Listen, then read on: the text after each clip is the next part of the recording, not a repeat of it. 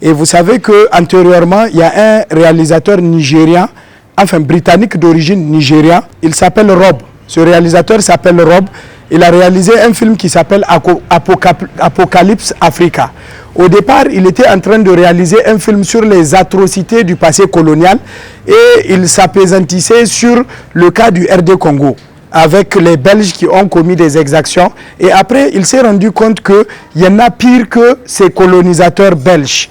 Et les pires qui ont fait des atrocités macabres en Afrique, c'est au Niger, avec Voulé et Chanoine, deux criminels reconnus, en tout cas de façon universelle.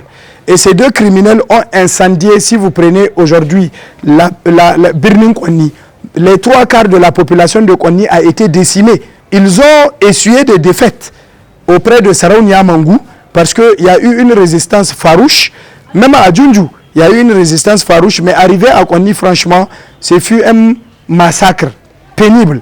Et à l'issue de ce film qui a été réalisé, qui a d'ailleurs été diffusé ici au Niger, des voix se sont levées, notamment des acteurs de la société civile, qui ont pensé la nécessité de saisir les instances internationales, notamment l'ONU. Et là, je vais profiter de votre micro pour vous inviter à aller voir le professeur Ibro Abdou, l'économiste, et aussi aller voir le réalisateur Sani Mogori, qui sont imprégnés du dossier parce qu'ils ont activement milité pour aller au niveau de l'ONU pour demander à ce que la France puisse faire réparation au Niger par rapport aux actes criminels que ses ressortissants, notamment les criminels Voulé et Chanoine, ont eu à faire sur nos populations.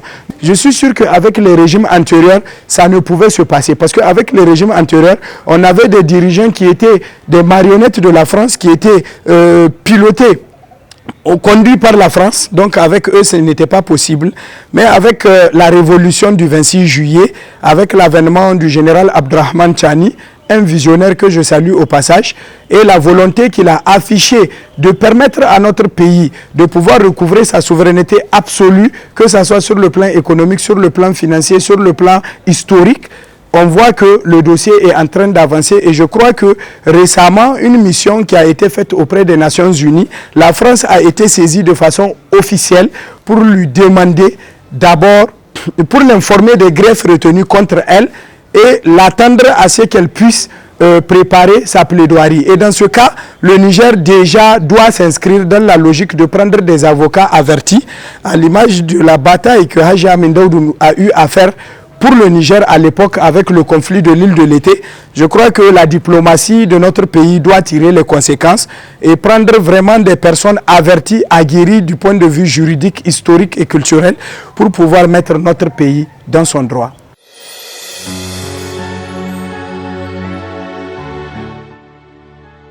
En vérité, vous savez, du point de vue culturel, nous sommes un peuple qui sait pardonner lorsqu'on lui demande pardon de façon sincère. Parce que franchement, les atrocités commises pendant la période coloniale est inexplicable, elle est inhumaine. Elle n'est même pas sauvage. Parce que même les animaux sauvages, quand ils attaquent des gens de façon barbare, c'est pour le besoin alimentaire. Un lion ne va jamais s'attaquer à une proie et puis juste la tuer et la laisser. Le lion attaque quand il a faim. Mais la dernière fois, vous avez vu son excellence, le camarade général Chani, il a évoqué le côté sombre de cette colonisation où ces colons criminels avaient l'habitude de prendre les gens, aller les accrocher en brousse et les laisser à la merci des hyènes. La personne ne meurt pas, les hyènes les mangent progressivement jusqu'à les finir, à la merci des mouches, à la merci de tous les insectes. Mais quelle cruauté! Est-ce que ces gens-là ont un cœur humain? Parce qu'au-delà de tout, l'être humain par essence, quand il voit son semblable affecté par une situation, ce n'est plus lui, mais c'est la chair qui parle. Voilà pourquoi vous voyez ce qui se passe à Gaza, ce qui se passe en Ukraine, ce qui se passe un peu au Kosovo à un certain moment, en Bosnie. Et tout ça, nous sommes affectés parce que ça fait mal pour un être humain normal de voir son semblable en train de subir des exactions ou des mutilations. Mais ces Occidentaux l'ont commis vraiment sans être affectés. Ça veut dire que ces gens-là, ils sont pires que les animaux sauvages. Mais aujourd'hui, comment cette réparation? D'abord, la première des choses, il faut demander pardon. La seconde des choses, il faudrait revenir redéfinir les bases d'une relation. Puisque dans tous les cas, nous n'avons pas besoin d'eux. Puisque le mal qu'ils ont fait, au-delà de cette atrocité coloniale, ils sont venus avec le néocolonialisme pour nous imposer un modèle de domination à travers l'impérialisme économique, l'impérialisme monétaire avec la monnaie coloniale, le CFA, et aussi l'impérialisme politique avec les marionnettes politiques issues de basses familles en Afrique qu'on faisait émerger pour leur donner des postes politiques pour qu'ils puissent être totalement assujettis à ces métropoles. Donc, l'idée aujourd'hui, c'est de nous laisser aller dans la logique de notre marche révolutionnaire. Réparation, oui, les normes, tous les documents juridiques internationaux reconnaissent qu'il faut qu'il y ait réparation financière. D'où la nécessité de venir faire une réparation directe. Ça veut dire que c'est à nous de fixer le montant qu'il faut payer pour réparation, mais quelles qu'en soient les montagnes d'or ou de diamants qu'on peut fixer, ça ne peut pas ramener la vie ou penser les plaies des crimes qui ont été commis sur nos grands-mères ou sur nos grands-pères. Donc, mais quand même, c'est un pas en avant pour pouvoir réparer les bêtises qui ont été effectuées par ces gens. Maintenant, quand on va dans une logique de réparation d'escroc à escroc et demi, qui consiste à dire qu'ils vont venir faire des investissements, faire des bâtiments, donner des marchés à leur entreprise, créer de l'emploi à leurs compatriotes, ça veut dire que c'est de l'escroquerie encore. Ça veut dire qu'ils ne se sont pas repentis sincèrement, puisque aujourd'hui, s'ils disent réparation, si on dit par exemple de verser 52 000 milliards d'euros au Niger, qui est éphémère, 52 000 milliards d'euros, si on dit de verser au Niger, par rapport aux crimes qu'ils ont commis, ça n'achète même pas la vie d'un poulet. Mais si on dit de payer ça, et qu'ils disent que les 52 000 milliards, ils vont venir faire des routes, ils vont venir construire des infrastructures, ils vont investir, mais c'est de l'arnaque.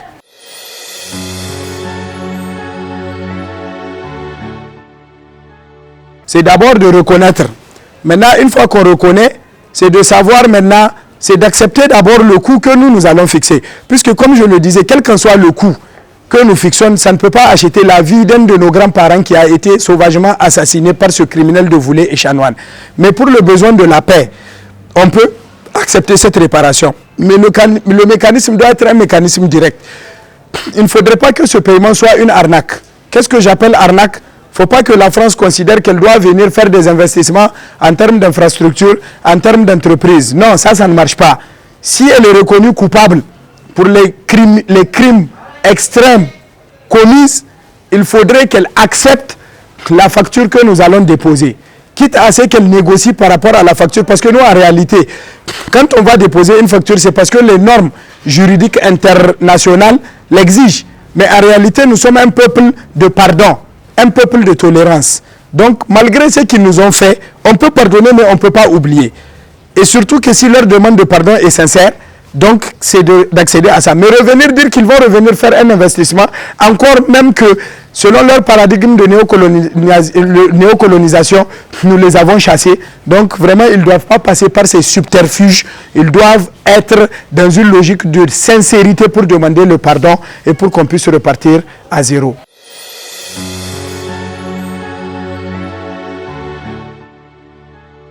La France, logiquement, si elle tire les conséquences de la révolution connue au Sahel ces dernières années, elle doit répondre de manière appropriée pour réparer d'abord les gaffes commises, autant des criminels comme Voulé et Chanoine, mais aussi des gaffes commises avec le néocolonialisme qui a entraîné l'assassinat des hommes comme Thomas Sankara, des hommes comme Général Ibrahim Baré Ménessara, des hommes comme Kadhafi. Vous voyez, on a encore de nouveaux martyrs, ou la chute de certains visionnaires éclairés comme son Excellence le président Tanja Mamadou, paix à son âme. Donc la France doit répondre de manière appropriée sans poser des conditions. On sait que la France est en train de devenir de plus en plus pauvre, misérable, et qu'elle nécessite même de notre aide, puisque toute sa suprématie, toute l'hégémonie française était tributaire de la spoliation ou du pillage des ressources de nos pays. Donc aujourd'hui, la France doit revenir à la raison et que la France doit d'abord reconnaître le tort qu'elle a commis sans rentrer dans d'autres débats. Ça, c'est le premier pas. Et ça, c'est ce que moi j'appelle réponse appropriée. Ensuite, ne pas rentrer dans une logique d'arnaque que la France accède. Du point de vue, vu sa pauvreté, elle peut procéder à la négociation pour pouvoir aller vers cette réparation.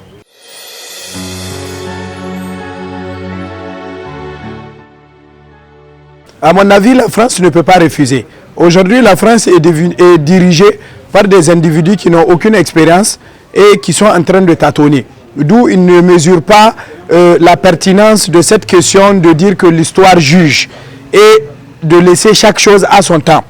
Dans tous les cas, que la France procède à la réparation aujourd'hui ou demain ou après-demain, un jour, elle sera obligée de le faire. Et si elle n'arrive pas à le faire, ce serait également une bonne chose.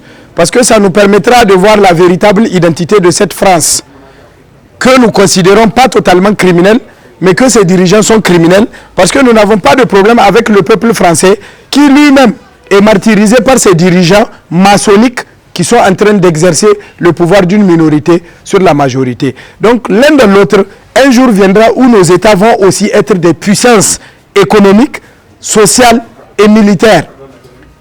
Au point où, si on veut, on peut aussi leur appliquer la réciprocité des atrocités qu'ils nous ont commises. Mais l'Africain n'est pas sauvage comme il le pense. Parce que bien qu'il nous présente un cliché de sauvage, un peu partout, nous n'avons pas fait ce que le nazisme a fait pendant la guerre mondiale. Nous n'avons pas fait ce que les Français ont fait à nos parents ici. Parce qu'au-delà de tout, nous sommes humains. Nous avons des problèmes internes, tributaires de l'homme africain. Mais l'homme africain est moins sauvage que l'homme européen, notamment l'homme français qui a commis toutes les exactions. Et l'histoire est là. Et je ne veux même pas m'appesantir sur l'homme noir. Je vais même en Europe. Quand vous partez en Italie, vous partez au Vatican, vous partez chez les rois européens qui ont existé, que ce soit en France, en Belgique et un peu partout. Mais les atrocités qu'ils ont eu à faire montrent en Afrique, ils en ont fait pire. Vous avez des gens qu'on attrapait, qu'on passait à la guillotine. Vous avez des gens qu'on attrapait, qu'on leur mettait du fer dans l'anus jusqu'à sortir de la bouche. Donc vous voyez, il y a tellement d'atrocités vraiment lugubres et moribondes que ces Européens ont eu à connaître, parce que ce n'est pas une civilisation éclairée, c'est une civilisation qui était sauvage, il faut le dire. Les Africains avaient une civilisation éclairée, parce que la première civilisation, elle était égyptienne, elle était sahélienne, elle était nubienne, elle était éthiopienne, et toutes ces tous ces espaces géographiques que j'ai eu à citer ont connu la civilisation, ont su porter un pantalon, ont su construire des maisons avant même que l'homme blanc ne puisse savoir porter un caleçon. Quand l'homme blanc est venu, l'Européen est venu, il est d'abord venu de façon sournoise avec les missions dites d'exploration. Quand ils sont venus, ils ont vu que l'Africain, c'est quelqu'un qui avait un respect profond à l'égard de l'étranger.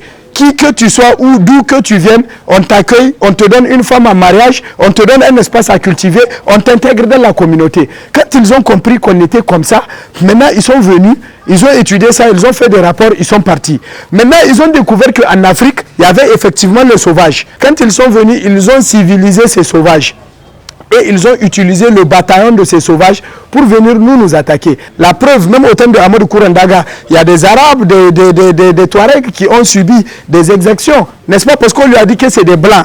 Mais à sa grande surprise, vous allez voir un contingent de 4, 5, 12 Blancs avec tout un bataillon de 300 Noirs qui viennent attaquer des contrées noires. C'est aussi ça l'histoire. Et c'est ça qui a fait la défaite de nos rois. Parce que les explorateurs sont partis expliquer. Et aujourd'hui, moi je profite de votre micro pour dire que cet état de fait continue. Moi je suis acteur de la société civile, mais certaines ONG et associations qui sont financées par la prébande internationale agissent de la même sorte. Vous allez voir un expert, il vient, il dit que lui il est coopérant. Votre ONG bénéficie des financements extérieurs. On vient, on fait des ateliers, on rassemble les Africains, on essaie d'étudier leur mentalité, leurs ambitions. On fait des ateliers, on dit qu'on va vous apprendre des choses, on prend l'argent du blanc et en contrepartie, le blanc prend votre façon de penser. Et en faisant le rapport sur votre façon de penser, il ramène à ses experts pour qu'ils puissent développer des stratégies qui vont permettre de vous anéantir. Donc vraiment, avec cette marge révolutionnaire, il faut que ça cesse. Et je crois que nous avons pris conscience et Inch'Allah, ça va changer.